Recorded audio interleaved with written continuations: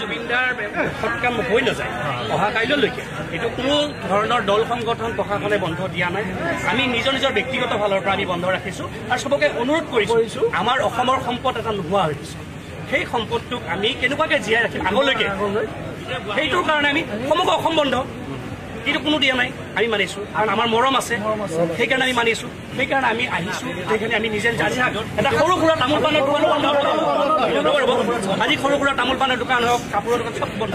আমি নিজে গোটেই দোকান বন্ধ কৰি কিনে আহিছোঁ এনেই জুবিনদাৰ হেৰি আপোনাৰ শান্তিৰ বাবে আমি অলপ ওলাই আহিছোঁ আহি কিনে চব খোলা আছে আমি কৈছোঁ যে আপুনিয়ে বন্ধ কৰক চবেই কৈছোঁ আপুনি যদি এমাহ বন্ধ ৰাখে আপোনাৰ একো নহয় কিন্তু আপুনিয়ে কৰক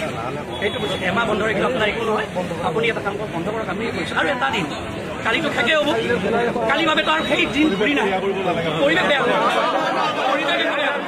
বেয়া বাৰ্তাত কেতিয়াও নাযায়